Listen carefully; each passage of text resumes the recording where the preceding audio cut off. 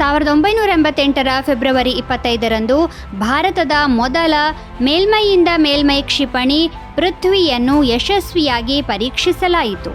ಪೃಥ್ವಿಯನ್ನು ಸ್ಥಳೀಯ ತಂತ್ರಜ್ಞಾನದಿಂದ ರಚಿಸಲಾಗಿದೆ.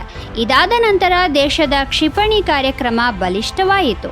ಈ ಉಡಾವಣೆಯಲ್ಲಿ ಮಾಜಿ ರಾಷ್ಟ್ರಪತಿ ಮತ್ತು ಕ್ಷಿಪಣಿ ವಿಜ್ಞಾನಿ APJ ಅಬ್ದುಲ್ ಕಲಾಂ ಅವರ ಕೊಡುಗೆ ಮಹತ್ವದ್ದಾಗಿತ್ತು. ವಾಸ್ತವವಾಗಿ ಅವರೇ ಈ ಯೋಜನೆಯ ಕಲ್ಪನೆ ನೀಡಿದ್ದರು ಮತ್ತು 1983ರ ಜುಲೈನಲ್ಲಿ ಪೃಥ್ವಿ, ಅಗ್ನಿ ಮತ್ತು ಆಕಾಶ್ ಕ್ಷಿಪಣಿಗಳನ್ನು ಅಭಿವೃದ್ಧಿಪಡಿಸುವ ಕಾರ್ಯಕ್ರಮಕ್ಕೆ ಸರ್ಕಾರ ಹಸಿರು ನಿಶಾನೆ ತೋರಿತ್ತು. ಪೃಥ್ವಿ-1 ಏಕಹಂತದ ದ್ರವ ಇಂಧನ ಬ್ಯಾಲಿಸ್ಟಿಕ್ ಕ್ಷಿಪಣಿ.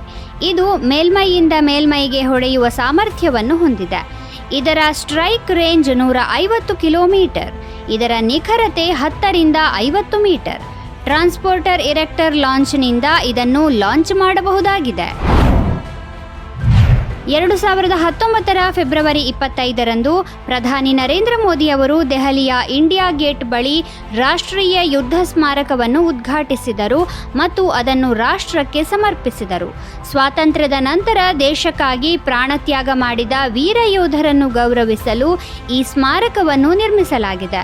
ಸ್ವಾತಂತ್ರ್ಯಾನಂತರ ಇದೇ ಮೊದಲ ಬಾರಿಗೆ ದೇಶಕ್ಕಾಗಿ ಪ್ರಾಣತ್ಯಾಗ ಮಾಡಿದ ಯೋಧರ ಗೌರವಾರ್ಥ ಸ್ಮಾರಕ ನಿರ್ಮಿಸಲಾಗಿತ್ತು. ರಾಷ್ಟ್ರೀಯ ಯುದ್ಧ ಸ್ಮಾರಕದಲ್ಲಿ ಅಮರಚಕ್ರ, ವೀರಚಕ್ರ, ತ್ಯಾಗಚಕ್ರ ಮತ್ತು ರಕ್ಷಾ ಚಕ್ರಗಳೆಂಬ 4 ಚಕ್ರಗಳಿವೆ. ಅವುಗಳಲ್ಲಿ ಅಮರಚಕ್ರದ ಮೇಲೆ 15.5 ಮೀಟರ್ ಎತ್ತರದ ಸ್ಮಾರಕ ಸ್ತಂಭವಿದೆ. ಅದರಲ್ಲಿ ಅಮರ ಜ್ವಾಲೆಯು ಉರಿಯುತ್ತಿರುತ್ತದೆ. ಈ ಸ್ಮಾರಕದಲ್ಲಿ ಪ್ರಾಣತ್ಯಾಗ ಮಾಡಿದ 26,000 ಸೈನಿಕರ ಹೆಸರನ್ನು ಕೆತ್ತಲಾಗಿದೆ.